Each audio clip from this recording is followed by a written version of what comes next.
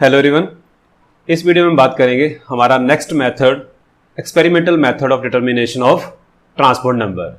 Last video में हमने discuss किया था कि there are two methods for the experimental determination of the transport number. मैंने कैसे कैसे हमारे पास एक्सपेरिमेंट्स हैं जिसमें हम ट्रांसपोर्ट नंबर को कैलकुलेट कर सकते हैं, और हमने वहां पे डिस्कस किया था कि हमारे पास दो मेथड्स होते हैं जिससे हम एक्सपेरिमेंटली ट्रांसपोर्ट नंबर को इजीली डिटरमिन कर सकते हैं। तो एक मेथड हम लास्ट वीडियो में बहुत डिटेल में डिस्कस कर चुके हैं। आई होप आपने वो वीडियो देख ली होगी। अगर वो वीडियो आपने अभी तक नहीं देखी है तो मेरी आपसे रिक्वेस्ट है कि पहले उस वीडियो को जरूर देखिए, क्योंकि वो टॉपिक बहुत ही ज्यादा इंपॉर्टेंट है।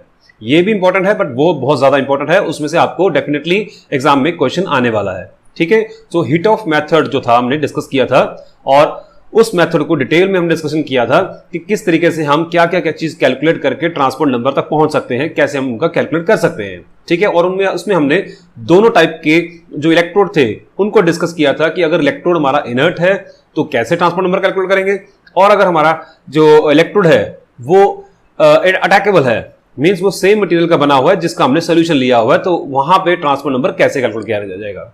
ठीक है, इस वीडियो में हम डिस्कस करेंगे हमारा second method, that is moving boundary method. So हमारा नेक्स्ट जो मेथड है that is moving boundary method. नाम से ही पता चल रहा है कि इसमें हमने क्या फाइंड आउट करना है, एक बाउंड्री मूव करेगी उसको डिटरमिन करना है, और उस बाउंड्री की मूवमेंट से हम फाइंड आउट करेंगे हमारा ट्रांसपोर्ट नंबर। ठीक है, तो पहले बात करते हैं कि ये मूविंग बाउंड्री मेथड जो है किस प्रिंसिपल पे बेस्ड है, कैसे ये काम करता है। देखो, हमने फाइंड आउट किया था कि ट्रांसपोर्ट नंबर है जो किसी भी आयन का, वो किसके ऊपर डिपेंड करता है, on the velocity of that particular ion. ठीक है, हमने फाइंड आउट किया था कि हमारे पास रिलेशन होता है that the transport number of an ion is equal to the velocity of an ion upon the sum of the velocity of the cation and anions. ठीक है, सिमिलरली हमने क्या देखा था कि transport number of cation that is equal to the velocity of cations upon the sum of the velocity of cations plus velocity of anion. ठीक है, अब क्या होता है कि जब हम किसी एक सिस्टम में पोटेंशियल फील्ड लगाते हैं तो वहां पे जो है आयंस मूव करते हैं। ठीक है, under the influence of electric field तो आयंस मूव करते हैं, और कितना पोटेंशियल हम अप्लाई करते हैं उसके अकॉर्डिंगली हमारी जो है उसकी वेलोसिटी चेंज होती है। ठीक है, अगर हम जो पोटेंशियल ग्रेडियंट हम अप्लाई कर रहे हैं वो हमें पता चल जाए कि कितना पोटेंशियल ग्रेडियंट हम लगा रहे हैं, और वहां से हम उनकी स्पीड कैलकुलेट कर लें तो हम उनका ट्रांसपोर्ट नंबर इजीली कैलकुलेट कर सकते हैं। ठीक है, बिकॉज स्पीड से ही हमें ट्रांसपोर्ट नंबर मिलेगा। अब वो स्पीड कैसे पता चलेगी वो हम कैलकुलेट करेंगे। ठीक है ना, अब यहां पे u क्या है हमारे पास, स्पीड है, t क्या है हमारे पास, ट्रांसपोर्ट नंबर है। ओके, अगर आपको ये नहीं समझ में आ रहा कि u क्या चीज है और t क्या चीज है, तो इसके लिए मैंने एक डिटेल वीडियो पहले बनाई हुई है कि जिसमें मैंने ट्रांसपोर्ट नंबर, ट्रांसफरेंस नंबर और हीट ऑफ नंबर को डिस्कस किया था। आप वो भी यहां पे देख सकते हो। ठीक है, पहले आप ये वीडियो अच्छे से देख लीजिए कि ट्रांसपोर्ट नंबर होता क्या है, फिर कौन कौन से मेथड्स हैं, जिसमें फर्स्ट मेथड जो मैं बता रहा हूं आपको इंपॉर्टेंट मेथड था, that is hit of method, उसको आप डिटेल में देख लीजिए, फिर आप इस टॉपिक पे आइए, तभी आपको ये टॉपिक समझ में आने वाला है। ठीक है, तो हम बात करते हैं अभी कैसे हम ये डिटरमिन कर सकते हैं ट्रांसपोर्ट नंबर किसी भी कैटायन का और एनायन का। क्या इसके लिए ऑपरेटर्स चाहिए हमें, और वो ऑपरेटर्स कैसे काम करेगा। ये है हमारा एक्सपेरिमेंटल सेटअप, जिसमें हमारे पास एक वर्टिकल ट्यूब है जिसको हमने वर्टिकली अलाइन किया हुआ है। ठीक है ना, और उसमें आप देख सकते हैं कि हमारे पास दो इलेक्ट्रोड्स हैं, एक पॉजिटिवली चार्ज इलेक्ट्रोड है और एक नेगेटिवली चार्ज इलेक्ट्रोड है। मींस ऊपर क्या है हमारे पास एनोड है और नीचे क्या है हमारे पास कैथोड है। ओके, और इसमें हमने ये जो आप टी शेप के इलेक्ट्रोड्स देख रहे हो, ये क्या प्लैटिनम की वायर्स हैं, प्लैटिनम का फॉयल है। ठीक है, प्लैटिनम का फॉयल और प्लैटिनम की यहाँ पे वायर है जो किसी एक कंडक्टिंग सोल्यूशन में हमने इसको डिप किया हुआ है। ठीक है, सो ये भी क्या है हमारे पास प्लैटिनम का ही एक फॉयल है। क्लियर। अब यहाँ पे देख सकते हो कि हमारे पास तीन टाइप के सोल्यूशन है। एक ऊपर हम दिखा रहे हैं M'A, और बीच में हमारा दिख रहा है दैट इज MA, और नीचे हमारे पास क्या है MA'। ठीक है, तीन डिफरेंट सोल्यूशन है हमारे पास, और तीनों डिफरेंट सोल्यूशन में हमारे पास कुछ बाउंड्रीज हैं जो यहाँ पे हमें दिख रही है। एक बाउंड्री है हमारी जो फिक्स बाउंड्री है दैट इज A, और दूसरी दिख रही है B। ठीक है, ये जो नेक्स्ट बाउंड्री जो हमें दिख रही है that is B' and A', इसके बारे में हम बाद में डिस्कशन करते हैं। पहले हम देखते हैं कि हमारी ये सोल्यूशन क्या है, किस टाइप के सोल्यूशन है। अब ये जो हमारा सोल्यूशन है MA, ये हमारा मेन सोल्यूशन है जिसकी हमने ट्रांसपोर्ट नंबर कैलकुलेट करना है, जिसमें जो आयंस हैं, मेटल आयंस और एनायन जो हैं, उनके हमने ट्रांसपोर्ट नंबर फाइंड आउट करने हैं। ठीक है, हमने ऐसे ही दो सोल्यूशन और लिए जिसमें एक में हमारे पास क्या है, एनाइन कॉमन है, कैटायन डिफरेंट है। ठीक है, एक हमने और लिया जिसमें एनाइन डिफरेंट है बट कैटायन सेम है। यहां पे हम बात करते हैं एग्जांपल के तौर पे, सपोज हमारा जो मेन सोल्यूशन है जिसमें हमने ट्रांसपोर्ट नंबर कैलकुलेट करना है वो क्या है, KCl है। ठीक है, सपोज हमारे पास क्या है, एक KCl का सोल्यूशन है जिसका हमने ट्रांसपोर्ट नंबर फाइंड आउट करना है। अभी पोटेशियम का ट्रांसपोर्ट नंबर क्या है और क्लोराइड का ट्रांसपोर्ट नंबर क्या है इसमें। ठीक है, और ऐसा इलेक्ट्रोलाइट जिसमें आयंस का हमने ट्रांसपोर्ट नंबर कैलकुलेट करना होता है उसको बोलते हैं हम प्रिंसिपल इलेक्ट्रोलाइट। क्या बोलते हैं हम उसको, मेन हमारा जो है that is principal electrolyte, that is known as principal electrolyte. और जो उसके ऊपर और उसके जो नीचे हमारे पास इलेक्ट्रोलाइट्स हैं they are known as the indicator electrolytes. ठीक है, उसको हम क्या बोलते हैं, इंडिकेटर इलेक्ट्रोलाइट्स। ये भी क्या है हमारे पास, इंडिकेटर इलेक्ट्रोलाइट है, इंडिकेटर इलेक्ट्रोलाइट्स। ठीक है, और बीच में हमारे पास क्या है, प्रिंसिपल इलेक्ट्रोलाइट। ठीक है, principal electrolyte, principal electrolyte, indicator electrolyte. ध्यान से समझने वाली बात है, बहुत ही इजी सेटअप है। So means we have to take one principal electrolyte जिसके जो आयंस का हमने ट्रांसपोर्ट नंबर कैलकुलेट करना है, और दो हमें चाहिए इंडिकेटर इलेक्ट्रोलाइट। कैसे इलेक्ट्रोलाइट चाहिए, जिनमें हमारे पास एक आयन जो हो कॉमन हो। ठीक है, यहां पे हमने ले लिया एनायन कॉमन और यहां पे हमने ले लिया कैटायन कॉमन। ठीक है, सो एक हमारे पास सोल्यूशन ऐसा जिसमें कैटायन कॉमन है, दूसरा जैसा जिसमें हमारे पास एनायन कॉमन है। फॉर एग्जांपल मैं बात कर रहा था कि KCl जो है हमारा प्रिंसिपल इलेक्ट्रोलाइट है। ठीक है, तो हम कौन कौन से दो इंडिकेटर इलेक्ट्रोलाइट यूज करेंगे, एक हम यूज कर सकते हैं लिथियम क्लोराइड, ठीक है, और दूसरा यूज कर सकते हैं हम पोटाशियम एसीटेट।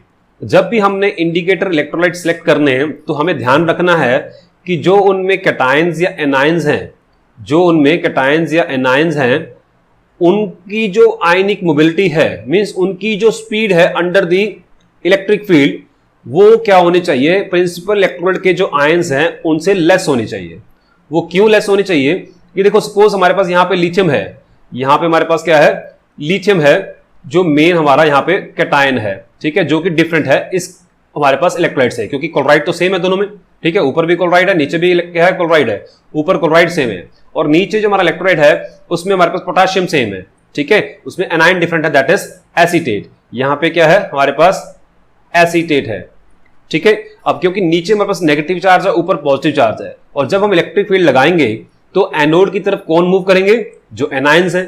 अब एनायंस कौन कौन से, यहां पे क्लोराइड है, यहां पे क्लोराइड है, यहां पे एसीटेट है।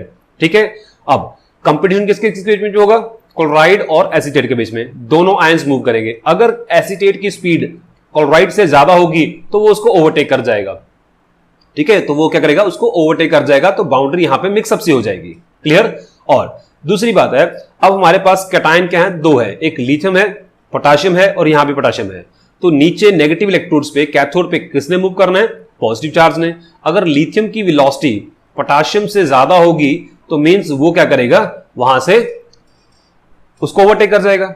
ठीक है ना, तो हमने ध्यान से सिलेक्ट करना है भी कौन से आयंस हमने वहां पे लेने हैं जिनमें एनायन अगर कॉमन है तो कैटायन डिफरेंट हो। कैटायन कैसा होना चाहिए इंडिकेटर इलेक्ट्रोड में, जिसकी आयनिक मोबिलिटी जो है वो क्या हो, हमारे प्रिंसिपल इलेक्ट्रोलाइट के कैटायन से कम होनी चाहिए।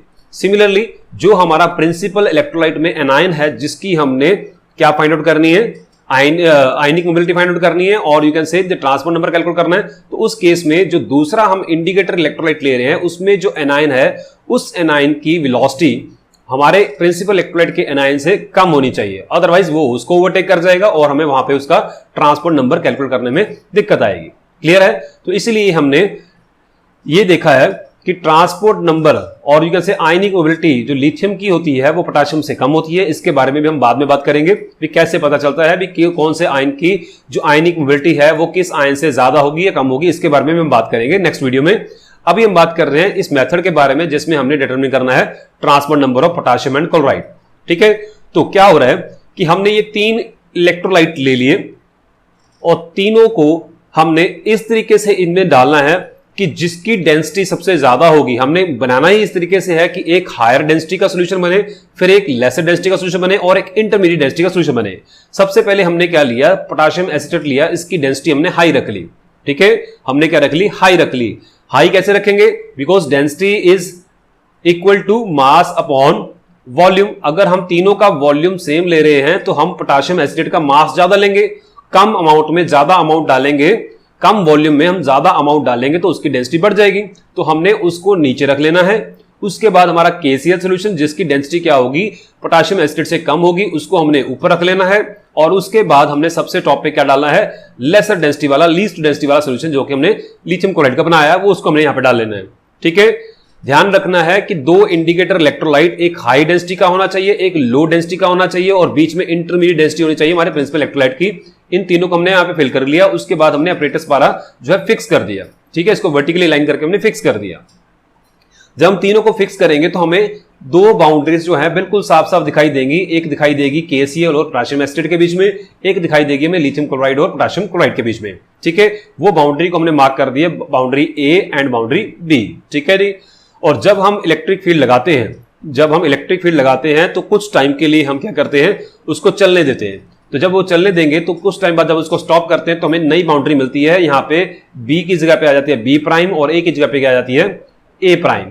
अब ये जो डिस्टेंस ट्रेवल किया उन्होंने एक पर्टिकुलर टाइम में, क्योंकि हमने फिक्स टाइम के लिए वो इंस्ट्रूमेंट चलाया है, वो ऑपरेटर्स को हमने काम करने दिया है, तो हमें पता है कि जो वेलोसिटी होती है जिसको हम U से रिप्रेजेंट कर रहे हैं, that is nothing, that is the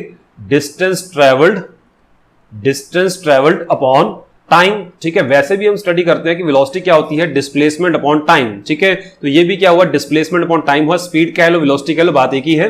ठीक है, तो अब टाइम हमारा फिक्स है, टाइम हमारा क्या है, कांस्टेंट। सपोज हमने 1 आवर के लिए चलाया है या 10 मिनट के लिए चलाया, टाइम हमारा फिक्स्ड है, तो कितना डिस्टेंस यहां पे ट्रेवल किया, वहां से हम उसकी वेलोसिटी के बारे में आइडिया लगा सकते हैं। ठीक है, तो यहां से यहां तक की जो बाउंड्री मूव करेगी A से A प्राइम की, वो क्या बताएगी कि हमारे पास कैटायन जो मूव किया है, वो कितना मूव किया है, और यहां से जो एनायन मूव किया है वो कितना मूव किया है। ठीक है, तो यहां से distance travelled bye anion and cation हम यहां से कैलकुलेट कर सकते हैं। ठीक है, एंड वी नो दैट कि जो velocity of cation is equal to the distance travelled by cation. ठीक है, वहां से हम निकाल सकते हैं the distance travelled by cations. ठीक है, एक पर्टिकुलर एक यूनिट टाइम में जितना डिस्टेंस ट्रेवल किया कैटायन ने, वो हम यहां से निकाल सकते हैं। सिमिलरली वेलोसिटी ऑफ एनायन वो किसके बराबर होगी, that is again equal to the distance travelled by the anion. ठीक है, so we can say that the transport number of cation is equal to A prime. What is A prime? That is the distance traveled by the cation.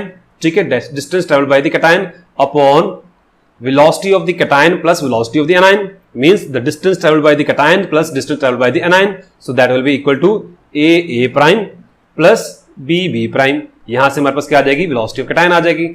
Similarly, if we want to calculate the transport number of anion, that will be equal to the speed of anion upon speed of cation plus speed of anion. ठीक है, वहां से हम ये निकाल सकते हैं।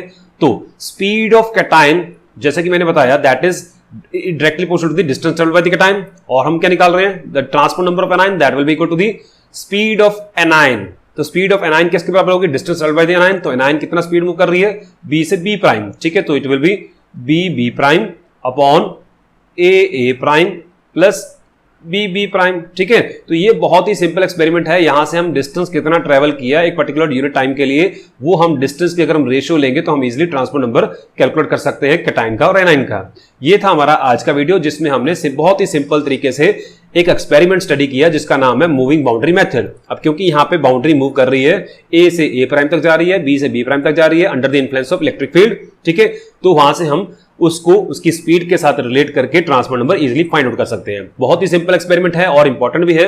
Hardly आपको 3 या 2.5 मार्क्स का या 2 मार्क्स का क्वेश्चन आ सकता है, आप इसको इजीली तरीके से कर सकते हो। ठीक है, तो मिलते हैं नेक्स्ट वीडियो में, जिसमें हम नेक्स्ट टॉपिक डिस्कस करेंगे कि कौन कौन से फैक्टर्स हैं जो किसी भी आयन के जो ट्रांसपोर्ट नंबर को अफेक्ट कर सकते हैं। 4 से 5 जो फैक्टर्स हैं वो हम डिस्कस करेंगे। वहां पे कौन कौन से फैक्टर्स हैं, मिलते हैं नेक्स्ट वीडियो में, डिस्कस करते हैं उनको डिटेल में।